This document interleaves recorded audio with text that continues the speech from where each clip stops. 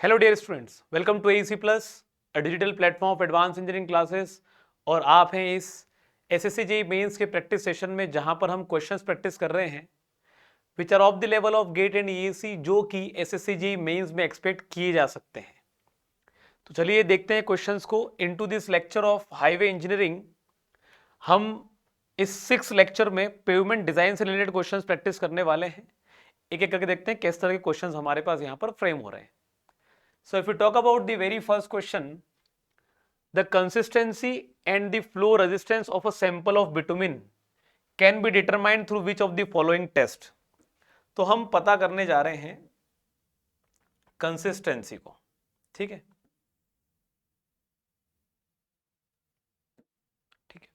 तो the consistency and flow resistance of a sample of bitumen can be determined through which of the following test. देखो यहां पर जरा देखो, आपके पास पेनिट्रेशन टेस्ट है, जिसमें कि हम एक्चुअली में इनडायरेक्टली हमारे बिटुमिन की फ्लो रेजिस्टेंस या कंसिस्टेंसी को जज करते हैं, लेकिन the most important part is grade of bitumen. Grade of bitumen in the test of ductility test हम पता करने की कोशिश करते हैं कि भाई हमारा जो बिटुमिन है वो कितना स्ट्रेच हो सकता है, ability to stretch, ability to stretch हम पता करने की कोशिश करते हैं। Into the softening point test हम ये पता करते हैं कि किस टेम्परेचर पर हमारे पास हमारा बिटुमिन जो है वो सॉफ्ट हो सकता है। तो हमारे पास यहां पर हम सॉफ्टनेस पता करने की कोशिश करते हैं at a temperature. And the viscosity test is the most important test, जहां पर हम पता करते हैं कि भाई हमारे पास कितनी फ्लूइडिटी है या हमारे पास कितना रेजिस्टेंस टू फ्लूइडिटी है हमारे बिटुमिन के पास। तो यहां पर आंसर क्या हो जाएगा, A is going to be the correct answer. अगला सवाल पूछा है, गिवन दैट आर है हमारे पास radius of the load distribution, E है modulus of elasticity of concrete, K है modulus of subgrade reaction, mu is Poisson ratio of concrete, H है थिकनेस ऑफ द स्लैब और पी है हमारे पास व्हील लोड। इनमें से कौन से पैरामीटर का कॉम्बिनेशन रिक्वायर्ड है for obtaining the radius of relative stiffness of the cement concrete slab. तो देखो जो रेडियस ऑफ रिलेटिव स्टिफनेस होता है ये हमारे पास मीटर्स में निकल कर आता है, which is given by EH³ upon 12K 1 minus mu square की होल पावर निकल कर आता है 1/4। तो यहां पर ये समझ में आता है कि इसमें से जो रेडियस ऑफ रिलेटिव स्टिफनेस है वो किस पे डिपेंड करती है, वो मॉड्यूलस ऑफ इलास्टिसिटी पे डिपेंड करती है। तो मॉड्यूलस इलास्टिसिटी पे डिपेंड कर रही है। क्या ये हमारे पास थिकनेस ऑफ द स्लैब पे डिपेंड कर रहा है? बिल्कुल डिपेंड कर रहा है। क्या ये हमारे पास मॉड्यूलस ऑफ सबग्रेड रिएक्शन पे डिपेंड कर रहा है? बिल्कुल डिपेंड कर रहा है। क्या ये पॉइजन रेशियो पे डिपेंड कर रहा है? बिल्कुल डिपेंड कर रहा है। किस पे डिपेंड नहीं कर रहा है? व्हील लोड पर डिपेंड नहीं कर रहा है और रेडियस ऑफ लोड डिस्ट्रीब्यूशन पे डिपेंड नहीं कर रहा है। आंसर क्या हो जाएगा, ई के म्यू एच। तो ई के म्यू एच में हमारे पास E K mu H, C is going to be the correct answer. Clear है बात इतनी? And similar manner EH³ upon 12K 1 minus mu square की power 1/4 is the correct way of expressing radius of relative stiffness। अगला सवाल है हमारे पास, the number of load cycles to cause the failure of a pavement is proportional to, किसके प्रोपोर्शनल होगा? तो देखो कहने का मतलब ये है कि यहां पर हमारे पास number of load cycle to cause the failure of a pavement. तो देखिए फॉर एग्जांपल हमारे पास हमारा कोई एक P1 लोड का व्हीकल है, अगर वो किसी एक पेवमेंट को फेल कराने में N1 नंबर ऑफ साइकिल्स लेता है, तो उतना ही फेलियर का पेवमेंट कराने में अगर हमने कुछ अलग लोड के व्हीकल लिए तो फिर उसके लिए अगर वो लोड की वैल्यू ज्यादा है तो फिर वो कम नंबर ऑफ साइकिल में ही फेल करा देगा, और अगर वो लोड की वैल्यू कम है तो फिर उसे ज्यादा नंबर ऑफ साइकिल लगेगी, but it is going to be relatable as P1 N1 is equal to P2 N2, जहां पर हमारे पास नंबर ऑफ लोड साइकिल्स अगर हम यहां से देखें तो P1 can be proportional to 1/N1 से रिफर किया जा सकता है। तो the number of load cycles to cause the failure of pavement is proportional to किसके प्रोपोर्शनल होगा? तो लिखा जा सकता है N1 is proportional to 1/P1 के बराबर। तो हमारे पास इस प्रोपोर्शनल टू क्या कहा जा सकता है? N is proportional to 1/P। n is proportional to 1/p। This is going to be the correct answer. D answer हमारा जो है वो सही निकल कर आ जाएगा। आगे बढ़ते हैं, coming on to the next case. हमारे पास यहां पर अगला सवाल है, the general requirement in constructing a reinforced concrete road. क्या है? Reinforced concrete road is to place a single layer of reinforcement.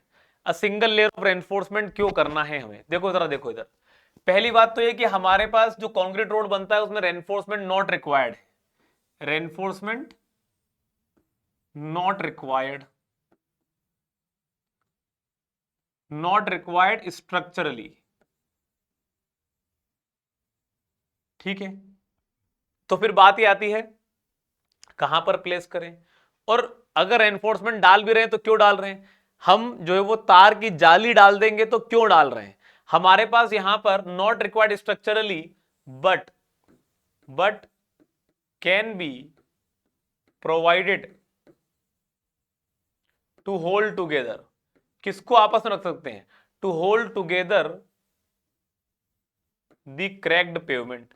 अगर कभी क्रैक आ भी जाए, अगर कभी क्रैक आ भी जाए कंक्रीट पेवमेंट में, तो उसको एक साथ बनाए रखने के लिए हमारे पास रेनफोर्समेंट जो है वो हेल्प कर सकती है। तो उस पर्पस के लिए जरूर प्रोवाइड किया जा सकता है। अब क्रैक तो कहीं भी आ सकते हैं, load condition, temperature condition, warping condition, इन सब के कारण से लोड में हमारे पेवमेंट में जो क्रैक है वो टॉप मोस्ट लेयर में भी आ सकते हैं, बॉटम मोस्ट लेयर में भी आ सकते हैं, कंप्लीट पेवमेंट भी हमारे पास सेपरेट हो सकता है। तो स्ट्रक्चरल रिक्वायरमेंट नहीं है तो चाहे मैं ऊपर लगाऊं, चाहे नीचे लगाऊं, चाहे बीच में लगाऊं, कहीं भी लगाऊं, कोई फर्क ही नहीं पड़ता। तो what are we going to prefer is, हम प्रेफर करेंगे कहां पर? At the middle of the pavement, ताकि हमारे पास ये ऊपर और नीचे के लिए, दोनों के लिए बढ़िया तरीके से सपोर्ट कर सके। क्लियर है बात इतनी? तो आंसर कहां है हमारे पास आएगा? At the middle of the pavement. अगला सवाल है हमारे पास, if the load, warping and frictional stresses in a cement concrete slab are 210 newton per MM square, 290 newton per MM square and 10 newton per MM square respectively, the critical combination of stresses during summer mid day is. जब critical combination of stresses की बात आती है तो देखो तीन reason है हमारे पास। इंटीरियर की बात कर लो, आप एज की बात कर लो, और आप कॉर्नर की बात कर लो। इंटीरियर में टॉप पे बात कर लो या फिर बॉटम पे बात कर लो, ठीक है। और हमारे पास इंटीरियर में, आप इंटीरियर के अलावा एज, दोनों में एक जैसी बातें कर सकते हो, इंटीरियर और एज। और कॉर्नर में भी बात कर लो, टॉप या बॉटम के लिए। अब जरा ये समझना कि आपके पास वार्पिंग या फिर लोड स्ट्रेसेस की बात कर लेते हैं।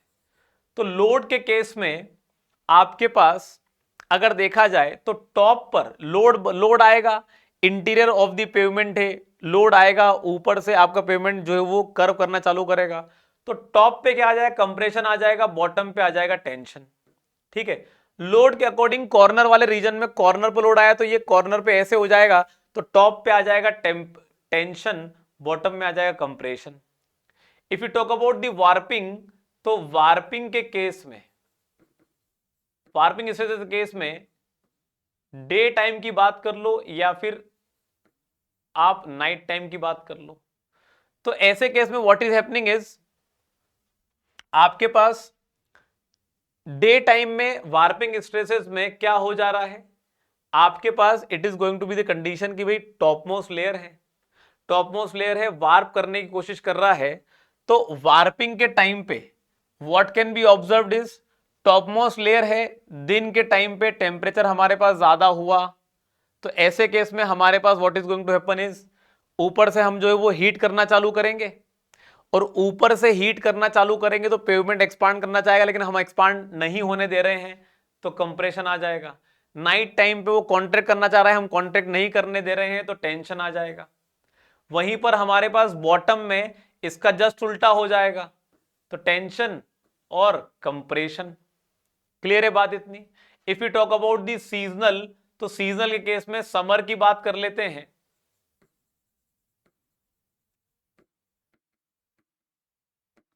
समर में विंटर, और हमारे पास जो है वो समर और विंटर की बात कर लेते हैं। तो समर में टॉप पर क्या हो जाएगा हमारे पास? फ्रिक्शनल स्ट्रेस की बात कर रहे हैं। किसकी बात कर रहे हैं? फ्रिक्शनल स्ट्रेस की बात कर रहे हैं। तो फ्रिक्शनल स्ट्रेस में फ्रिक्शनल स्ट्रेस में समर की बात कर लेते हैं और विंटर की बात कर लेते हैं। तो समर में पूरा का पूरा पेवमेंट फैलना चाहेगा, लेकिन नीचे का सरफेस उसे फैलने नहीं देगा, और नहीं देगा तो ऐसे केस में इंटीरियर या एज में टॉपमोस्ट रीजन के अंदर क्या आ जाएगा, कंप्रेशन आ जाएगा। तो समर में कंप्रेशन आ जाएगा, विंटर में क्या आ जाएगा, हमारे पास टेंशन आ जाएगा। सिमिलरली चाहे बॉटम लेयर हो चाहे टॉप लेयर हो, ऑलमोस्ट सेम इफेक्ट पड़ेगा। तो यहां पर कंप्रेशन और यहां पर टेंशन। अब बात यह आ रही है कि क्रिटिकल कॉम्बिनेशन ऑफ स्ट्रेसेस की बात चल रही है। कहां पर बात चल रही है, इन्होंने रीजन नहीं बताया। अब रीजन नहीं बताया तो फिर कॉर्नर में देख लेते हैं। वार्पिंग हमारे पास डे टाइम में जो टॉपमोस्ट रीजन है वो फैलना चाहेगा, तो हमारा पेवमेंट उसे फैलने नहीं देता due to the condition of the weight. तो हमारे पास वहां पर टॉप में क्या लगेगा, टॉप में it is going to be compression और बॉटम में it is going to be tension. Night के टाइम पे it is going to be हमारे पास टेंशन और बॉटम में हमारे पास कंप्रेशन। आई बात समझ में? तो ये हमारे पास इस तरीके से कुछ समझा जा सकता है। और हमारे पास कॉर्नर पर फ्रिक्शनल स्ट्रेसेस तो आते ही नहीं है। अब क्रिटिकल कॉम्बिनेशन की बात करना है। तो क्रिटिकल कॉम्बिनेशन की बात अगर करें तो जरा देखो आप, कॉर्नर की बात करने की जरूरत ही नहीं है, क्योंकि कॉर्नर में एक तरह का स्ट्रेस तो आ ही नहीं रहा, तो कॉर्नर को हटा ही दो, क्योंकि ये वाला स्ट्रेस तो आ ही नहीं रहा। अब यहां पर बात करते हैं लोड के कारण कंप्रेशन, वार्पिंग में डे टाइम मिड डे की बात पूछिए, तो डे टाइम में कंप्रेशन और समर में कंप्रेशन। तो कंप्रेशन कंप्रेशन कंप्रेशन, ठीक है, हमारे पास कंप्रेशन कंप्रेशन कंप्रेशन तीनों एक साइन के हैं। तो वैल्यू कितनी बननी चाहिए, 210 प्लस 290 प्लस 10। तो 210 और 290 बनता है 500, 240, 200 और 200 400, 500 और 510। क्या 510 कहीं पर है, 510 कहीं पर भी नहीं है, तो 510 की वैल्यू कहीं पर भी नहीं आ रही, इसको हटा दो। अगला क्रिटिकल कॉम्बिनेशन बनेगा लोड के कारण टेंशन, वार्पिंग में डे टाइम कारण टेंशन और समर कारण कंप्रेशन। तो एक ये और एक ये, दो नेगेटिव है और एक पॉजिटिव है। तो load negative, warping negative, friction positive. तो 210, 290 और 10, इन तीनों में अगर टेंशन को ले लेते हैं नेगेटिव, टेंशन को ले लेते हैं नेगेटिव, कंप्रेशन ले लेते हैं पॉजिटिव, तो हमारे पास -210, -290 और +10, टोटल वैल्यू कितनी आ जा रही है, 200, 200, 400 और 500, और 500 में से -500 + 10 -490, -490 न्यूटन पर mm स्क्वायर बन जा रहा है हमारे पास critical combination of the load, जो कि यहां पर साफ दिखाई पड़ रहा है। हाँ, इन्होंने साइन का यहां पर कॉन्सेप्ट यूज नहीं किया, सिर्फ क्रिटिकल कॉम्बिनेशन बोला है, चाहे वो नेगेटिव हो चाहे पॉजिटिव हो। तो हमारे पास यहां पर it is coming out to be the critical combination of the load -490 newton per mm square. Answer क्या हो जाएगा, C is going to be the correct answer. अगला सवाल पूछा है, in cement concrete pavement tie bars are installed in.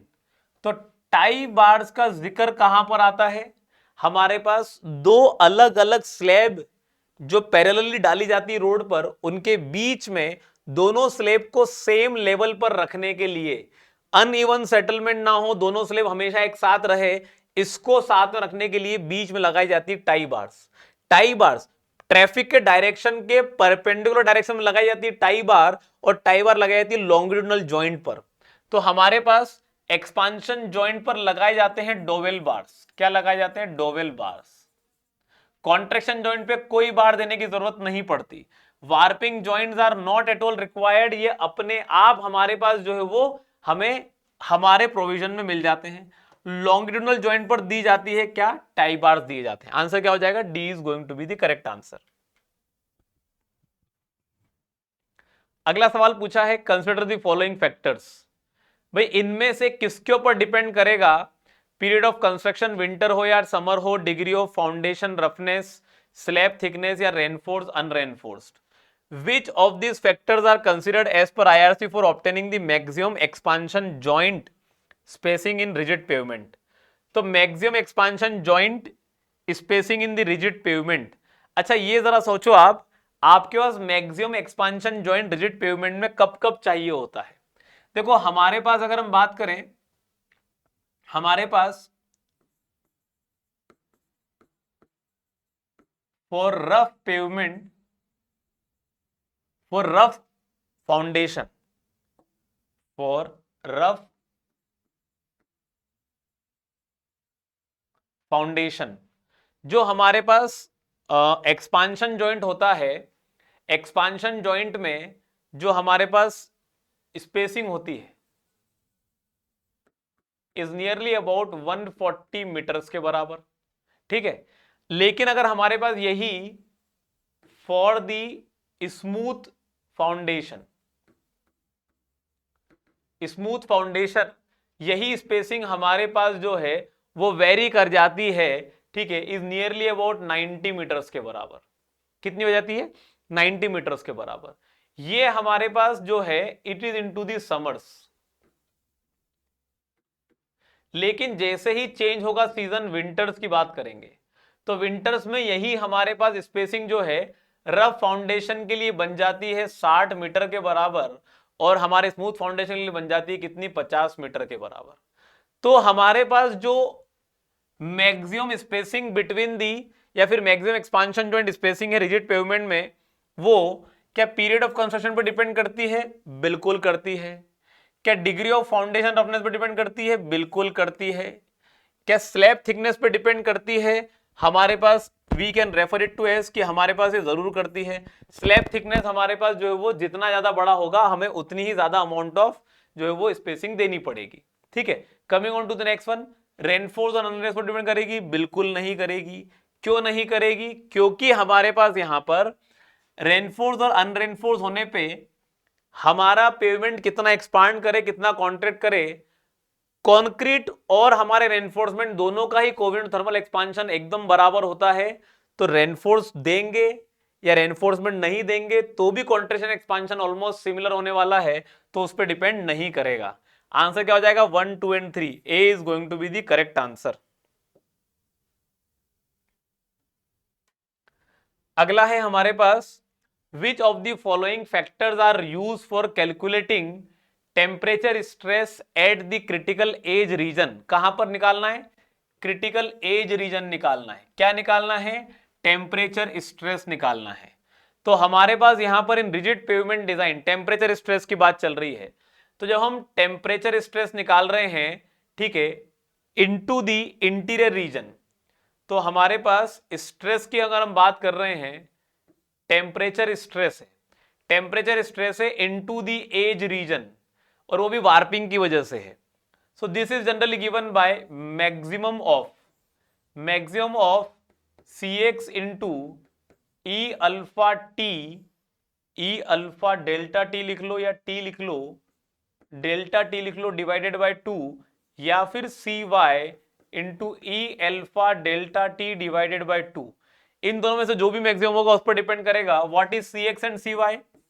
तो C X होता है हमारे पास length of the pavement in the X direction divided by the capital L, और सॉरी स्मॉल एल, और या फिर सी वाई होगा हमारे पास L Y divided by L के बराबर। तो ऐसे में हमारे पास क्या, हमारे पास हमारा जो टेम्परेचर स्ट्रेस कैलकुलेट करने का तरीका है रिजिड पेवमेंट में इनटू द क्रिटिकल रीजन, क्या वो maximum temperature difference between summer and winter पर डिपेंड कर रहा है? नहीं। समर एंड विंटर में, समर और विंटर का डिफरेंस आएगा कब? हमारे पास एक्सपांशन जॉइंट देने के टाइम पर। लेकिन यहां पर हमारे पास जो है ये जो डेल्टा टी है, ये डेल्टा टी है बॉटम और टॉप लेयर के बीच में टेम्परेचर का डिफरेंस, क्योंकि वार्पिंग के टाइम पर डिफरेंस वहीं पर क्रिएट होता है। बॉटम लेयर का टेम्परेचर अलग होता है, टॉप मोस्ट लेयर का अलग होता है। तो coefficient of thermal expansion of concrete alpha पे डिपेंड कर रहा है? बिल्कुल कर रहा है। क्या स्लैब की लेंथ पे डिपेंड कर रहा है? बिल्कुल कर रहा है। क्या स्लैब की विड्थ पे डिपेंड कर रहा है? बिल्कुल कर रहा है। Lx और Ly हमारे पास क्या ये इसके अलावा किस पे डिपेंड कर रहा है? तो डिपेंड कर रहा है delta T which is the difference in temperature between the top and the bottom. तो आंसर क्या हो जाएगा? 2, 3 and 4, B is going to be the correct answer. ठीक है, चलिए आगे बात करते हैं। अगला सवाल पूछा है आईआरसी का जो कोड है, code number 37/1995 deals with which one of the following. तो पहली बात तो समझ लीजिए, आईआरसी का कोड नंबर 37 जो है वो फ्लेक्सिबल पेमेंट के लिए है।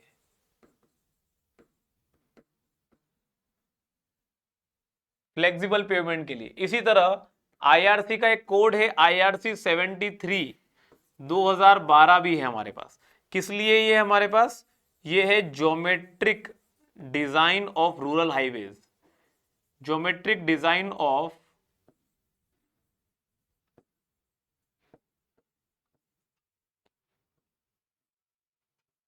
Rural highways. तो रूरल हाईवेज की ज्योमेट्रिक डिजाइन के लिए हमारे पास जो हमारा कोड है वो है IRC 73 2012। अब यहां पर जरा देखो आपके पास IRC code number 37 rigid pavement के लिए नहीं है तो ये हटा दो, फ्लेक्सिबल पेमेंट के लिए जरूर है। और हमें जब डिजाइनिंग करना होता है फ्लेक्सिबल पेमेंट की तो हम CBR का कंसिडरेशन जरूर लेके चलते हैं इनटू अकाउंट, लेकिन this use to be the completely ESWL equivalent single wheel load, इसके लिए हमारे पास कोई कंसिडरेशन नहीं है। कंसिडरेशन है क्यूमुलेटिव एक्सेल लोड के लिए, तो इसी को हम कहते हैं क्यूमुलेटिव एक्सेल लोड, या फिर हमारे पास जो है CBR का मेथड और साथ में क्यूमुलेटिव एक्सेल लोड के थ्रू जब हम फ्लेक्सिबल पेमेंट की डिजाइनिंग करते हैं तो हम ज्यादा बेहतर डिजाइन कर पाते हैं। Referred as the modified CBR method, जहां पर हम स्टैंडर्ड एक्सेल लोड लेके चलते हैं, जिसके लिए हमारे पास पूरा का पूरा जो है वो चार्ट बना होता है, जिसमें कि हम पर डे कितने हमारे पास जो है वो कमर्शियल व्हीकल निकल रहे हैं उनके बेसिस पे हम जो है वो डिजाइन कर सकते हैं। तो यहां पर हमारे पास जो आंसर होगा वो क्या हो जाएगा? D is going to be the correct answer. अगला सवाल पूछा है which one of the following method is used in design of rigid pavement. तो रिजिड पेमेंट के लिए इनमें से कौन सा डिजाइन है? तो यहां पर आप जरा ध्यान दीजिएगा, हमारे पास ये जो मेथड है CBR मेथड और हमारे पास ग्रुप इंडेक्स मेथड, ये दोनों ही मेथड हमारे पास क्या है? These are both the method use for the flexible pavement. Flexible pavement के लिए मेथड है हमारे पास, इसमें हमारे पास मैक्लियोड मेथड की भी बात कर लो, या चाहे आप बर्मिस्टर मेथड की बात कर लो, बर्मिस्टर मेथड की बात कर लो, या फिर आप बात कर लो ट्राइएक्सियल मेथड की, ट्राइएक्सियल मेथड की बात कर लो। ये सब मेथड भी क्या है हमारे पास? फ्लेक्सिबल पेमेंट की डिजाइनिंग मेथड से। Empirical method, semi empirical method and completely theoretical method. तो वेस्टरगार्ड मेथड ही हमारे पास एक अकेली मेथड है जो कि रिजिड पेमेंट के डिजाइन के लिए एप्लीकेबल है। आंसर क्या हो जाएगा? C is going to be the correct answer. अगला सवाल है हमारे पास, for the conditions obtaining in India at which location in a cement concrete pavement will the combined stresses due to traffic wheel load and temperature have to be critically checked during design। तो पहले समझो कि corner वाला जो reason है हमारे पास, corner वाले reason पर जो है लीस्ट इफेक्ट ऑफ टेम्परेचर है, लीस्ट इफेक्ट ऑफ टेम्परेचर है, लेकिन यहां पर मैक्सिमम इफेक्ट ऑफ लोड है। कॉर्नर रीजन लोड के एक्सट्रीम केस में क्रैक कर सकता है, लेकिन टेम्परेचर का कोई ज्यादा इफेक्ट नहीं पड़ता, क्योंकि उसके बाद एबिलिटी है वो टेम्परेचर कम या ज्यादा होने पर एक्सपांड या कॉन्ट्रैक्ट कर सकता है बिना कोई स्ट्रेस जनरेट करे। तो वो उसका लीस्ट इफेक्ट है टेम्परेचर पर और मैक्सिमम इफेक्ट है लोड पर। वहीं पर बात करें हमारे पास जो इंटीरियर ऑफ द पेवमेंट है, इंटीरियर ऑफ द पेवमेंट में जो है हमारे पास लीस्ट इफेक्ट है, लीस्ट इफेक्ट ऑफ लोड, क्योंकि एरिया उतना बड़ा है तो लोड कितना भी आए वो ज्यादा बड़े एरिया में डिस्ट्रीब्यूट होकर स्ट्रेसेस को बहुत रिड्यूस कर देता है। तो लीस्ट इफेक्ट ऑफ लोड है, लेकिन हमारे पास मैक्सिमम इफेक्ट ऑफ टेम्परेचर है। क्यों? क्योंकि यहां पर ये interior portion of the pavement है, जहां पर कोई हमारे पास फ्लेक्सिबिलिटी नहीं है कि भाई मूवमेंट हो सके, रिस्ट्रिक्टेड है कंप्लीटली। तो जितना भी टेम्परेचर में चेंज आएगा उस पूरे टेम्परेचर चेंज के कारण यहां पर जो वो स्ट्रेसेस डेवलप होंगे, टेम्परेचर स्ट्रेसेस। तो मैक्सिमम इफेक्ट है स्ट्रेस का और हमारे पास सॉरी टेम्परेचर का, और लीस्ट इफेक्ट है लोड का। अच्छा, एज में दोनों ही क्या है? एज हमारे पास दोनों ही तरीके से क्या हो जाता है, ना टेम्परेचर का और ना लोड का कोई बहुत ज्यादा क्रिटिकल या मैक्सिमम इफेक्ट है। यहां पर जो है वो मॉडरेट इफेक्ट है दोनों का, दोनों का क्या है? Moderate effect of both, moderate effect of both. तो ऐसे केस में आप ये जरा देखिए कि अगर लोड के लिए देखना है तो कॉर्नर पे जाके चेक कर लो, क्योंकि मैक्सिमम इफेक्ट वहीं पर आता है। तो अगर कॉर्नर लोडिंग कंडीशन में सेव हो गया तो सभी में सेव हो जाएगा। और टेम्परेचर का इफेक्ट चेक करना है, तो चूंकि यहां पर मॉडरेट इफेक्ट है, यहां पर हमारे पास लीस्ट इफेक्ट है, यहां पर मैक्सिमम इफेक्ट है। अगर interior portion of the road हमारे टेम्परेचर के केस में भी जो है वो स्ट्रेसेस में सेव हो जाता है, तो बाकी दोनों भी सेव हो जाएंगे। तो हमें सिर्फ कॉर्नर को चेक करने की जरूरत है, इंटीरियर को चेक करने की जरूरत है, एज की जरूरत नहीं है चेक करने की, क्योंकि दोनों ही केस में मॉडरेट है। आंसर क्या हो जाएगा? B is going to be the correct answer. अगला सवाल पूछा है, consider the following in relation to group index of soil. Group index of soil में हमारे पास इनमें से रिलेशनशिप को देखना है। तो ग्रुप इंडेक्स ऑफ सॉइल में हमारे पास what is usually the case, group index का फॉर्मूला क्या बनेगा हमारे पास? 0.2a plus 0.005 AC plus 0.01 into BD। तो हमारे पास यहां पर ये जो फॉर्मूला बनता है, इसके अंदर हमारे पास 4 पैरामीटर आते हैं। ग्रुप इंडेक्स के फॉर्मूले में 4 पैरामीटर आते हैं, A आता है, B आता है, C आता है, D आता है।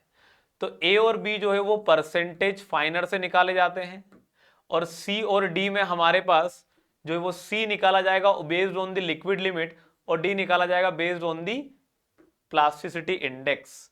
किसके बेसिस पे निकाला जाएगा? प्लास्टिसिटी इंडेक्स के बेसिस पे निकाला जाएगा।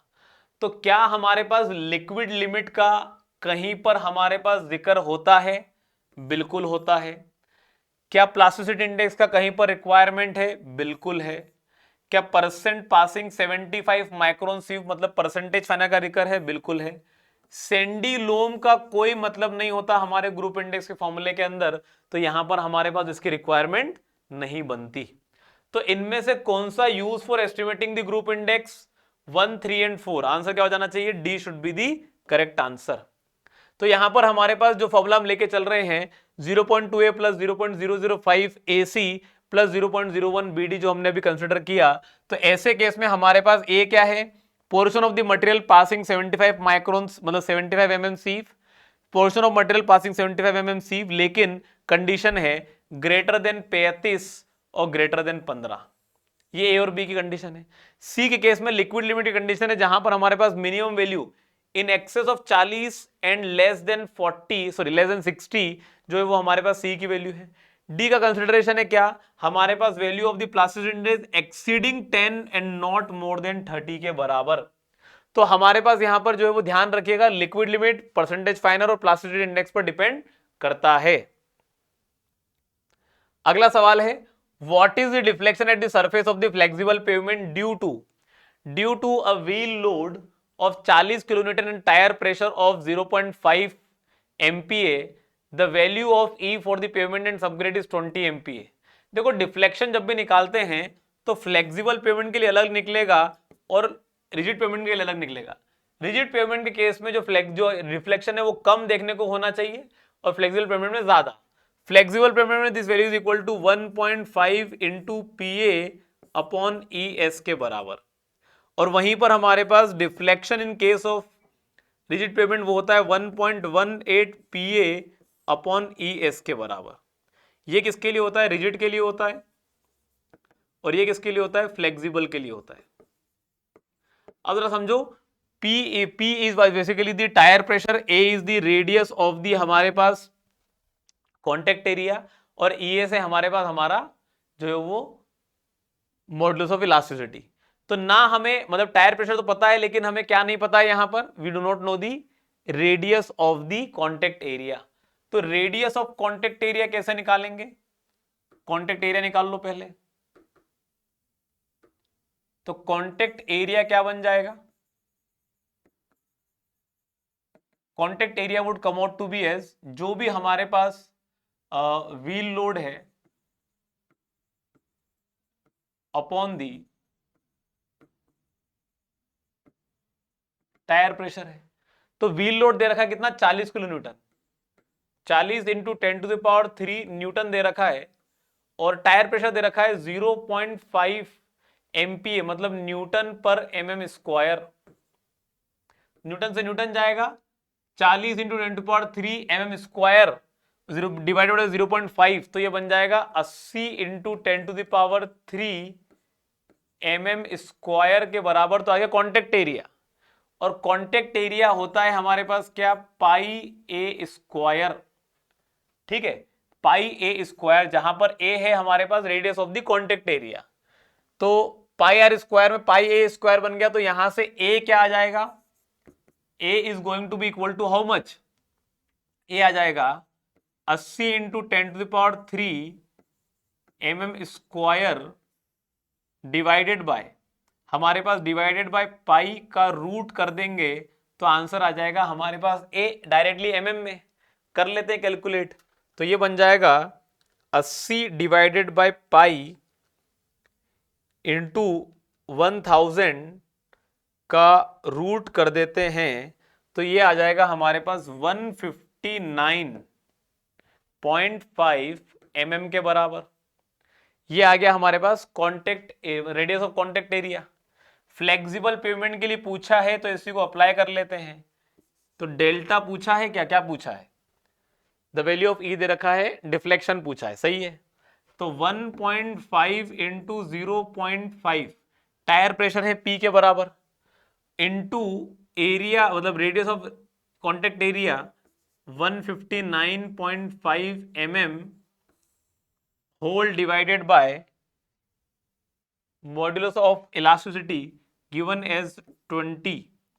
अच्छा यूनिट का खेल देखो जरा, ये बन रहा है हमारे पास 0.5 MPa, ये है MPa, MPa divided by MPa के बराबर, तो हमारे पास ये से ये कैंसिल आउट हुआ, आंसर अभी भी mm में आएगा, कितना आएगा जरा कर लेते हैं कैलकुलेट, तो coming out to be 159.5 into 0.5 into 1.5 divided by 20, तो यार है 5.98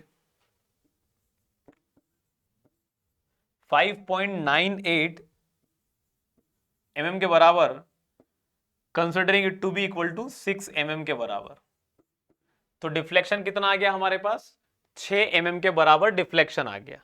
ठीक है, आंसर क्या हो जाएगा, D is going to be the correct answer. अगला सवाल पूछा है in a flexible pavement, flexible pavement में क्या है, कंडीशन दे रखी 4, vertical compressive stresses decreases with the depth of the layer. तो देखो हमारे पास ये हमारा पेवमेंट है,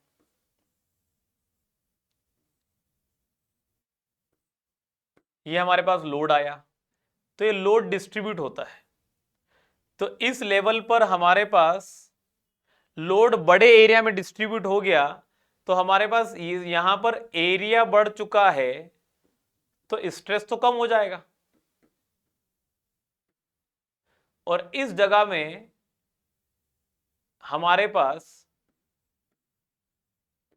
एरिया कम है तो स्ट्रेस तो ज्यादा होगा, तो ऐसे में हमारे पास vertical compressive stress decreases with the depth of the layer, layer पे नीचे जाते जाते क्या वर्टिकल कंप्रेसिव स्ट्रेस कम होंगे, बिल्कुल होंगे, बात तो सही लिखी है, पहला ऑप्शन सही हो गया, बाकी के पढ़ेंगे तो भी वो गलती होने चाहिए।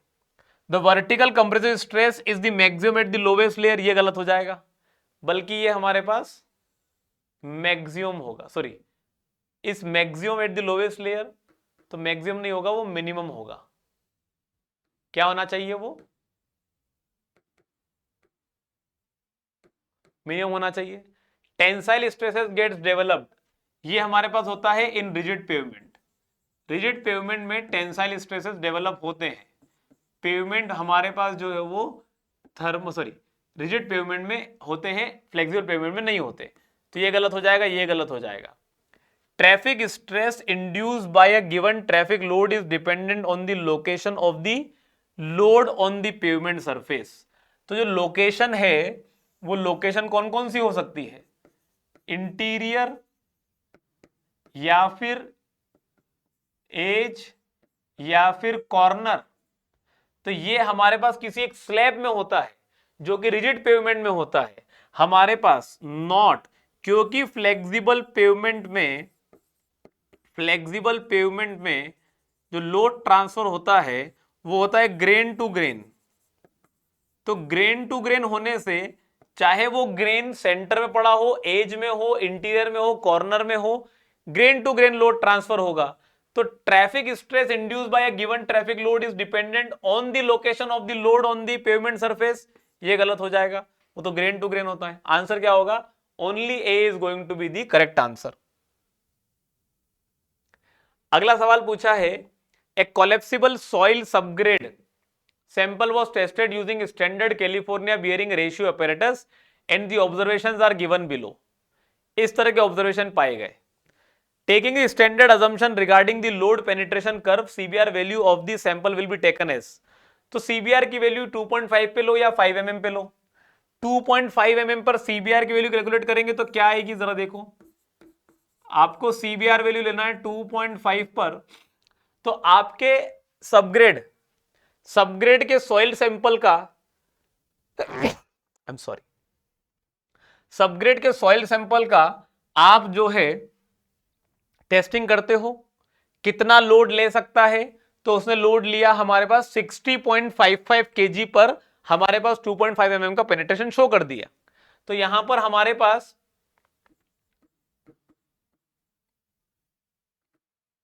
60.55 kg डिवाइडेड बाय जो स्टैंडर्ड एग्रीगेट्स होते हैं वो लोड ले पाते हैं नियर अबाउट 1370 kg के बराबर। तो इनटू 100 करने जाएंगे तो सीबीआर की वैल्यू परसेंटेज के रूप में आएगी, वो कितनी आएगी? तो that is equal to 60.55 divided by 1370 comes out to be 4.4% के बराबर। और वहीं पर 5 mm का पेनिट्रेशन हमारे पास कब हो पाता है? जब हम सॉइल सैंपल पर लोड लगाते हैं 80.55 का। तो सीबीआर की वैल्यू 5 mm पर जब निकाली जाए तो वो आएगा 80.55 डिवाइडेड बाय 2055 इंटू 100 के बराबर। क्योंकि स्टैंडर्ड एग्रीगेट में 5 mm का पेनिट्रेशन लाने के लिए हमें 2055 kg तक का लोड लगाना पड़ता है। तो 80.55 divided by 2055 into 100 comes out to be 3.91% के बराबर। तो जनरली हम जो दोनों में से जो बड़ी वैल्यू आती है वो लेके चलते हैं। मोस्टली 2.5 mm पर ही बड़ी आती है, लेकिन अगर 2.5 mm पे बड़ी नहीं आई और 5 mm पे बड़ी आई तो हम टेस्टिंग दोबारा करते हैं, और दोबारा करने पर भी 5 mm पे ही बड़ी आई तो 5 mm वाली ही लेकर चलेंगे। अभी हमारे पास 2.5 mm पे ही बड़ी वैल्यू आ रही है, considering 2.5 mm value to be the correct value. Answer क्या आ जाएगा हमारे पास? 4.4% के बराबर। C is going to be the correct answer. Question पूछा है हमसे, in a revised CBR design method, जहां पर हम मॉडिफाइड सीबीआर मेथड की बात कर रहे हैं, design method recommended by the IRC for the design of a flexible pavement, the total thickness depends upon। तो हमारे पास only the CBR value of the soil नहीं, सिर्फ CBR value of the soil पे डिपेंड नहीं करेगा। हमारे पास CBR value of the soil क्या बताता है? बताता है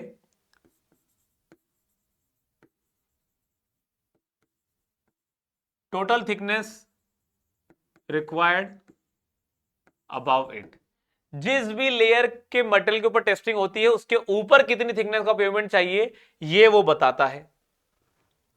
the values CBR value of the soil and the magnitude of wheel load, नहीं, सीबीआर वैल्यू में व्हील लोड का मैग्नीट्यूड ऑलरेडी आ चुका है तो इसकी जरूरत नहीं पड़ती। The CBR value of the soil and cumulative standard axle load, यही हम बेसिकली लेकर चलते हैं। जो पुराना मेथड हुआ करता था वहां पर हम CBR value of the soil and the number of commercial vehicle passing per day, ये हमारे पास ओल्ड मेथड हुआ करता था, ओल्ड मेथड हुआ करता था जिसको हमने रिवाइज कर दिया आगे जाकर। तो ये भी एक तरीका है लेकिन पुराना है। हमने नंबर ऑफ कमर्शियल व्हीकल्स को पूरे दिन भर में कितने नंबर ऑफ कमर्शियल व्हीकल गुजरते हैं वो तो ठीक है, लेकिन उनमें से जो हमारे पास हायर लोडिंग वाले हैं मोर देन 3 टन, उनको हम जो है वो कन्वर्ट कर लेते हैं into the most important value और क्यूमुलेटिव स्टैंडर्ड एक्सल के रूप में उसे कन्वर्ट कर लेते हैं। तो यहां पर हमारे पास हम चार्ट का भी इस्तेमाल करते हैं जहां पर टोटल मिलाकर 6 curves, sorry A B C D E F G, हमारे पास टोटल मिलाकर 7 कर्व्स आर अवेलेबल। उन कर्व्स को फर्दर स्टडी करके पता करते हुए कितने नंबर ऑफ ऐसे व्हीकल्स निकले हमारे पास जहां पर the tonnage is more than 3 ton, और उनके बेसिस पे पता करते हैं कि भाई हमें कितना डिजाइन करने की जरूरत है।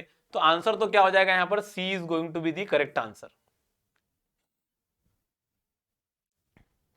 अगला सवाल पूछा है, which one of the following is not the correct type of, which one of the following is not the correct type of critical load position in pavement slab design for the load on the pavement surface।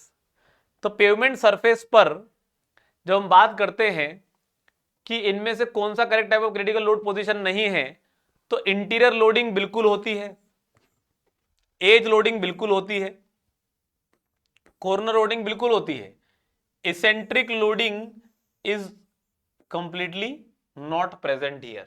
मतलब eccentric loading का कोई significance नहीं है pavement का critical load position decide करने में। तो answer क्या हो जाएगा? C is going to be the correct answer. I am sorry sorry.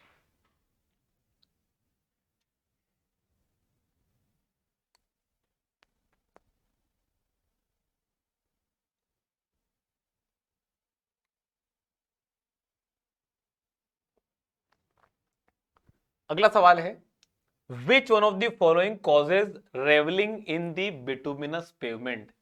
What does ravelling refers to?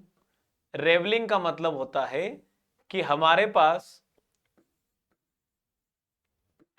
Aggregates losing contact between each other. ऐसा क्यों हो सकता है? Due to lesser binder material. या तो ऐसा हो सकता है, या फिर हो सकता है due to improper binder material.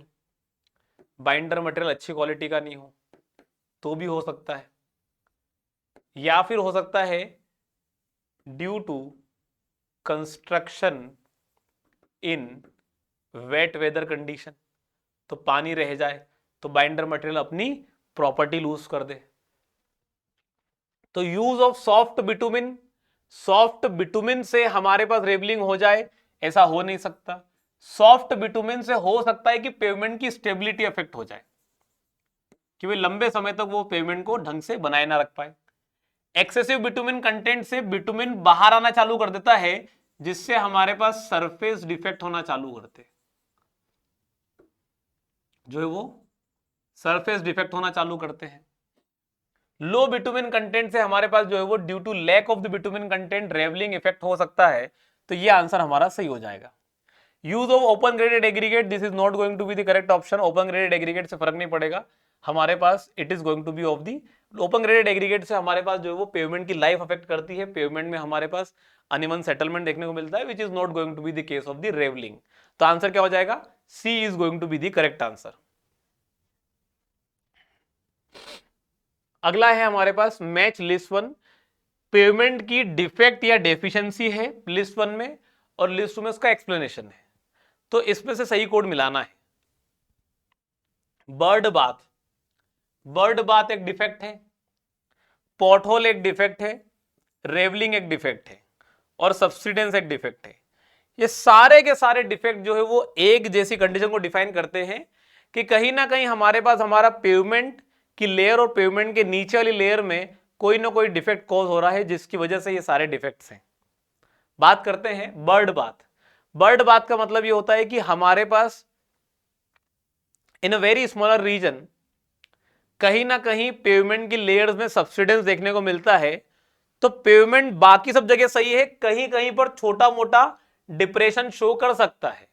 तो वो उस जगह पर पानी थोड़ा बहुत इकट्ठा होगा, बहुत ज्यादा बड़े लेवल पे नहीं, छोटी मोटी लेवल पे, जिसकी वजह से बर्ड बाथ उसे नाम दिया गया। और बर्ड बाथ का मतलब ये होता है कि भाई हो सकता है कि कोई पक्षी आके बैठे थोड़ा बहुत नहाए वाए, मतलब कहने का मतलब है सिर्फ।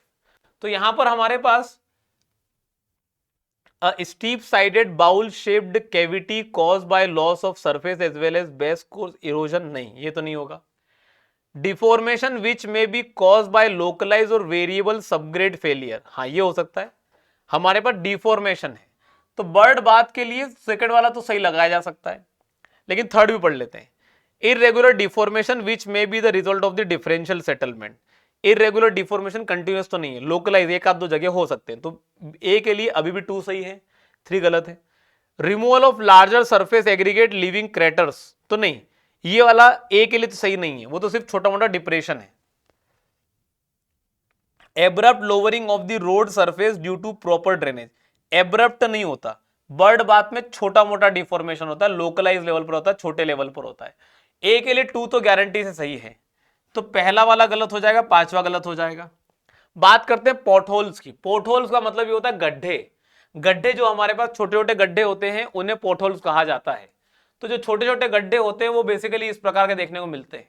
जो ये वाला स्लोप है हमारे पास, ये एक तो स्टीप स्लोप होता है, बाउल शेप की कैविटी बनती है जहां पर हमारे पास पेवमेंट की लेयर जो है वो तो उखड़ जाती है, नीचे से सबग्रेड हमारे पास जो हमारा बेस कोर्स है वो दिखना चालू हो जाता है। तो यहां पर steep sided bowl shaped cavity cause by loss of surface as well as base course erosion, तो ये पोर्टहोल्स के लिए सही बैठेगा। बी के लिए हमारे पास जो है वो 1 सही जाएगा। अब बी के लिए 1 सही है तो वो तो यहां पर भी है और वो यहां पर भी है, नहीं देखते तो भी सही करते। बात करते हैं रेवलिंग की।